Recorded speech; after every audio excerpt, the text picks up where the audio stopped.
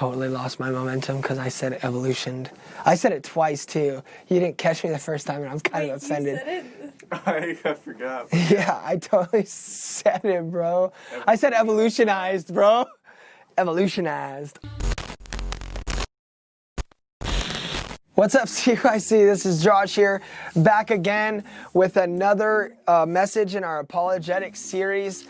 This week we have a very fun one to go over, but we're going to be tackling evolution this week. So we're going to call it Evolution v. Christianity, and we'll let the jury decide who wins. But before we go into evolution, I want to let you guys know that there is a definition and a word for believing what we believe in Christians that debunk evolution, and that's called creationism. Creationism is the belief that the creation story in the Old Testament or Hebrew Bible book of Genesis is literally true and is akin to a scientific explanation for the creation of the earth and the development of life. That is a very long definition, so let me just say the creationism means that we believe exactly what the Bible says, and we believe it is true, word for word, verbatim, and there are no gray areas. Now, evolution, on the other hand, is kind of different. And evolution, in a sense, is the belief that human species derive from non-human species, from molecule to man. And this concept was created or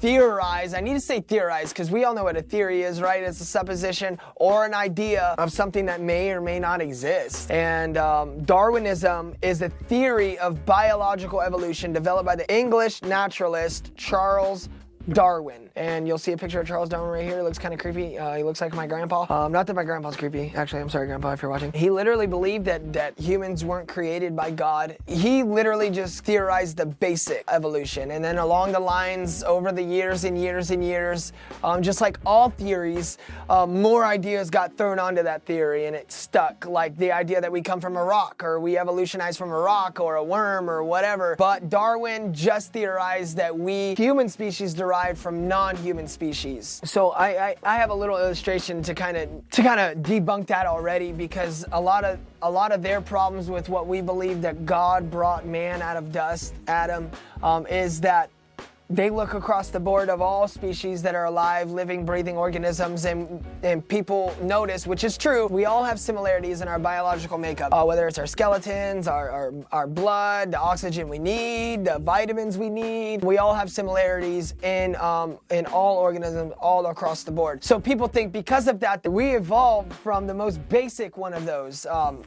life structures, or whatever you call it. And because we all have similarities, that we all come from one and none of us were created or meant to be different, because they see the similarities in our chemical and biological makeup, they believe that we all stem from one singular non-human species. But I believe, and many Christians believe, that we stem from, and we all have the similarities in our biological makeup and chemicals and the things we need, nutrients we need, and all this stuff is because we have the same handprint, which means we were made and created from the same creator. They don't see that, but that's what we believe. If we take a look at some of the most modernized inventions now, we'll look at the Apple products for now. And if you take a look right on the screen, you'll see the first iPod ever created. And then you'll go along and you'll see an iPod Nano, and then you'll see an iPod Touch, and then you'll see the iPhone 3GS. You guys never seen this one, but this thing you could throw through a brick wall and it would still work. And then you'll see the iPhone 5, and you start to see the designs start to change, and then you'll see the iPhone 8 or whatever, and then you'll see the new iPhone 11 Pro Max or whatever you call it, I don't know.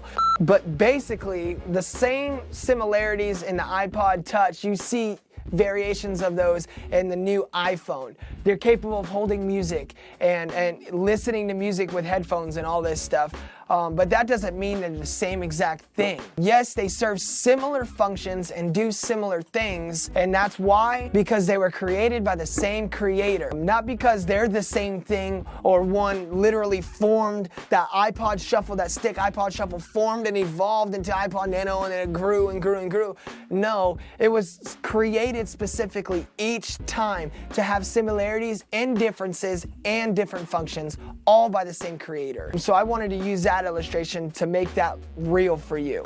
Here's where the rubber meets the road right here. Evolution is all about biblical illiteracy and inerrancy, which is which is the real epidemic now in the world that people don't think about. But my thing is, there are Christians in this world that believe in evolution, and then they believe that Jesus Christ died on the cross for us and then rose to give us eternal salvation. But let me tell you, if you are a Christian, if you don't believe in Genesis 1:1, then you don't believe in John 3:16. If you believe that God sent his son and he walked amongst us and he died on the cross and rose from the dead, then you need to believe that God rose Adam out of the dust and he was divinely and directly and purposely created, that we did not evolve from whatever, that this was purposeful and intentional. We have to believe both of those things. It's not one or the other. It doesn't work like that. People don't believe in God because of evolution, which is funny to me because evolution never directly goes against God. Like, you can't say I believe in evolution and I don't believe in God because evolution makes God not real, but that's not really the case. Evolution doesn't go out of its way to disprove God. It doesn't even go out of the way to disprove anything. Evolution just doesn't line up with the word of God. It doesn't specifically go up against it like the Big Bang Theory did, when the whole purpose of the Big Bang Theory was to prove that life was possible without God.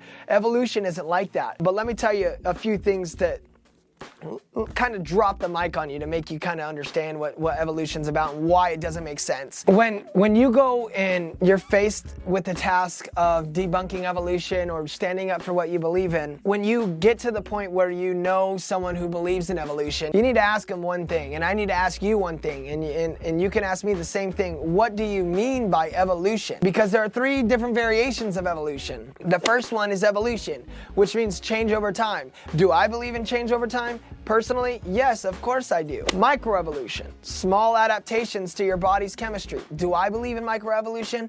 Yes, I do. Microevolution is small adaptations to your body, like when you get sick so many times because your immune system's down, the doctor constantly prescribes you antibiotics or ibuprofen, and there comes a certain time when your body starts to reject it and it no longer works. That's a small adaptation in your body. Macroevolution, on the other hand, is molecules to man without intelligence. That we started as molecules and formed and evolved and grew hands and whatever. We came from monkeys without any recollection of where intelligence came into the picture. That is macroevolution. Do I believe in that? No. Darwinism is macroevolution, which doesn't make sense because evolutionists believe that you can form from molecules and become a man. We can evolve from different life forms to the next, to eventually human species, because you can mutate DNA. But let me tell you, DNA doesn't even determine or give you your body structure. DNA just determines the proteins in your body. And there's been scientific studies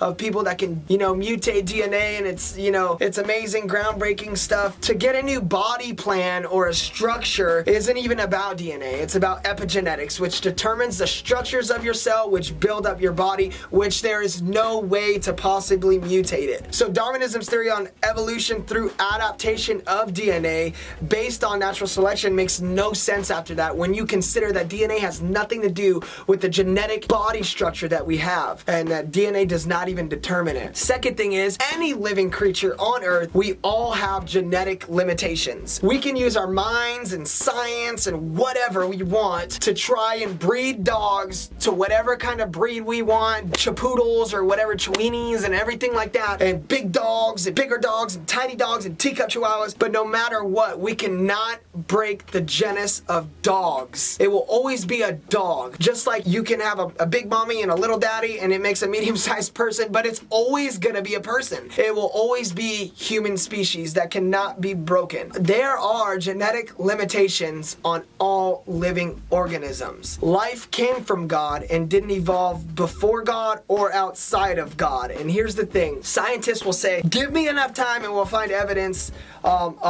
that evolution is real, because they don't have concrete proof or evidence yet. That is taking a stance of faith. That's a faith stance. Give me enough time and I promise you it'll become real, or I'll show you and I believe that it's gonna happen. But that doesn't make sense, right? That they can say that and it be anything debunking what we believe, because we can tell them, just have faith and just wait and God will show up in your life, and there's no hope for them believing in that, right? Whatever is made up of space, matter, and time cannot be made by space, matter, and time, which goes back to the Big Bang Theory. The universe could not create itself, which started out as just density and heat, did not create density and heat and make a universe out of that. I cannot create myself, no matter how bad I try. Whatever is made up of space, matter, and time cannot be made by space, matter, and time. It has to be made by something operating outside of space, matter, and time. A lot of other things that evolution cannot explain, which gives Christians a real problem even trying to believe what they believe is. Evolution cannot explain the creation of the universe, the creation of first life, the objective moral values, so what's right or what's wrong, or how do we determine what's right or what's wrong. And they cannot explain consciousness, laws of logic, how personality can arise from non-personality. You mean to tell me that at one point in the world that a molecule existed and then somehow evolved into me, the funniest, most humorous guy in the world that has the most amazing personality in this head of hair? It is impossible. Evolution cannot explain how mind can come from matter without intelligence. At what point during this evolution process did we create in ourselves the ability to think and make decisions and be intelligent and solve problems? It doesn't make sense like that. We were created to think and have moral reasoning and solve problems. That's how we were created. We were created with a hole in our heart to serve and seek God. That's how we were created. It didn't evolve to this point. How did we start as a molecule and form and evolve and come up with a concept of an all-powerful God? That doesn't make sense. We can't even fathom how powerful God is. So how can we try to explain it, and how did that come into existence? We were created like that already. We didn't evolve from anything. And that's all I have for you guys today when it comes to evolution versus Christianity, guys. If you like this video, go ahead and like it. Comment down below, subscribe, share with your friends, guys. If you're there watching online because you couldn't make it to live service, guys, we miss you. We love you. We can't wait to see you again. There are so many big, amazing, and fun things going on at CYC this summer. Just make sure you stay tuned for further announcements, guys. Thank you, guys. See you later.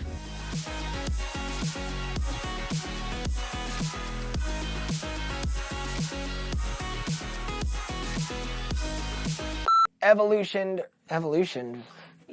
Did it again, praise God. Evolved.